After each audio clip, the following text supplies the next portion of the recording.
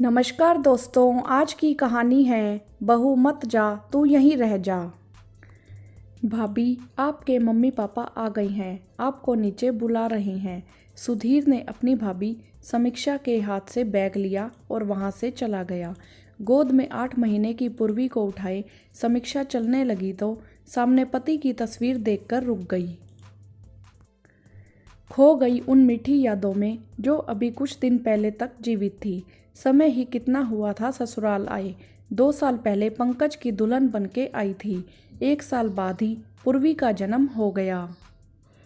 उस रात पूर्वी ने 6 महीने पूरे किए थे। समीक्षा के पति पंकज, सास पूनम जी और देवर सुधीर, सब लोग बहुत खुश थे। पंकज उसके लिए केक लाए थे। तभी पंकज के फ़ोन पर किसी का फ़ोन आया। किसी के घर की बिजली चली गई थी। पंकज बिजली ठीक करने का काम करता था। सब ने जाने से मना किया, वह नहीं माना। कहने लगा मैं बस गया और आया।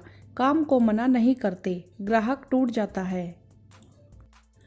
उस रात पंकज वापिस तो आया पर अपनी जिंदगी की जंग उन तारों से हार आया।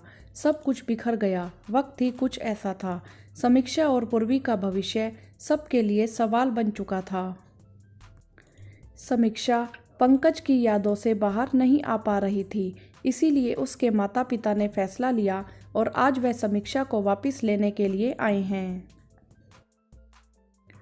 वे चाहते हैं कि समीक्षा दूसरी शादी कर ले। वो इस बात के लिए बिल्कुल भी तैयार नहीं थी। बस अपने माता पिता की जिद के आगे झुक अपने मायके जाने के लिए तैयार हो गई थी। समीक्षा ने नीचे पहुंचकर अपनी सास से जाने की इजाज़त मांगी। हाथ जोड़कर दरवाजे की तरफ बढ़ गई।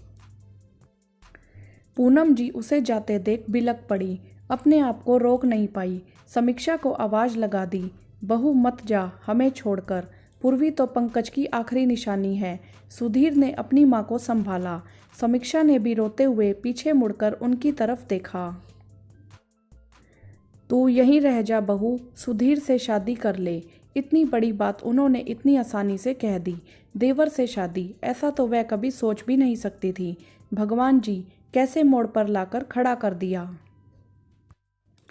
इतनी बड़ी सजा क्यों दे रहे हो? जिंदगी को ऐसे दोराहे पर लाकर खड़ा कर दिया है। मायके जाऊंगी तो माँ दूसरी शादी कराने की बात कहेगी और यहीं रहती हूँ तो सास सुधीर से शादी करवाना चाहती है। क्या करूँ? पंकज आप मुझे छोड़कर क्यों चले गए? समीक्षा की माँ ने उसके कंधे पर हाथ रखा। पूनम जी ने मुझसे इस बारे में बात की थी। मेरी तो हिम्मत नहीं हुई तुझसे कहने की। हम सब बस तुझे इस तरह से नहीं देख सकते। समीक्षा ने रोते हुए कहा, माँ क्या मैं आप पर बोझ बन गई हूँ? सुधीर ने कहा, भाभी मैं आपसे कुछ बात करना चाहता हूँ। पहले मेरी बात सुन लीजिए, फिर आप यहाँ से चली जाइएगा। माँ और सासू माँ के कहने पर समीक्षा सुधीर से बात करने को तैयार हो गई।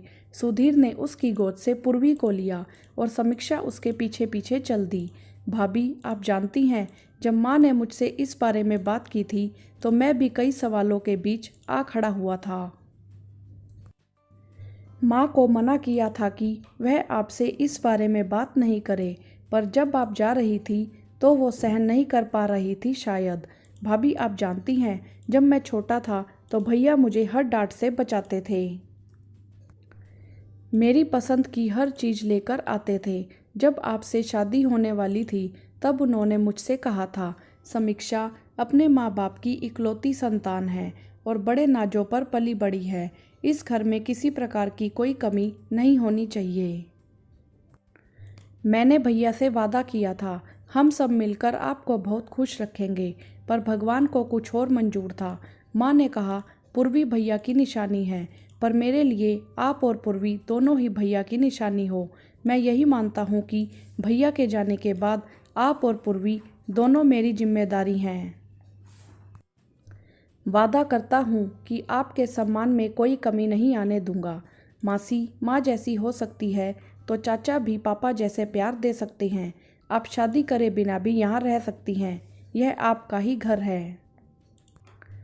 पर आपके माता पिता और मेरी माँ, हम सब आपको रोज़ यूँ टूटता हुआ नहीं देख सकते। आप यूँ मायूस रहेंगी तो पूर्वी का क्या होगा? मैं पूर्वी को दुनिया की हर खुशी देना चाहता हूँ। भैया की जगह तो नहीं ले पाऊँगा, पर उसे किसी प्रकार की कोई कमी भी नहीं आने दूँगा। आपका जो भी फैसला होगा, मैं पूरी तरह से आपके साथ हूँ। समीक्षा की आंखों से आंसू बह रहे थे और चुपचाप खड़ी सब कुछ सुन रही थी। सुधीर समझ रहा था कि समीक्षा शादी के लिए तैयार नहीं है।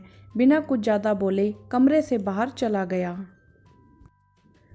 सुधीर ने नीचे जाकर समीक्षा की माँ से कहा, आंटी जी, यह कुछ भैया की जमा पूंजी है और यह कुछ बैंक के खाते हैं। यह सब कुछ पूर्वी और भाभी के काम आएगा। बाकी हमसे जो बन पाएगा हम जरूर मदद करेंगे। समीक्षा की माँ ने कहा, बेटा, हम भी मजबूर हैं। इतना प्यारा ससुराल मिला है मेरी बेटी को। उसकी खुशियों को किसी की नज़र लग गई है। अभी तो वह दोबारा शादी के लिए तैयार नहीं है, इसीलिए उसे अपने साथ ले जाना चाहते हैं। शायद वक्त रहते मान जाए, नहीं तो वह अपने पापा का बिजनेस ज्वाइन कर लेगी। जितनी जल्दी आत्मनिर्भर बन जाए उतना अच्छा है। समीक्षा सब कुछ सुन रही थी। उसने देखा कि पूर्वी कितने सुकून से सुधीर की गोद में सोई है। सोच रही थी उसके पापा के बाद शायद चाचा से बढ़कर प्यार और कोई नहीं कर पाएगा। पूर्वी की खुशियों से बढ़कर मेरे लिए कुछ नहीं है। उसने सूटकेस उठाया और अपनी माँ से कहा, माँ, मैं यहीं रहूँगी। मेरा और पूर्वी का यही घर है। कुछ समय बाद सुधीर और समीक्षा की शादी कर दी गई। कई बार हालात मजबूर कर देते हैं। समझ में नहीं आता कि क्या ठीक है और क्या गलत। वीडियो को लाइक करें, शेयर करें और चैनल को सब्सक्राइब भी करें। धन्यवाद।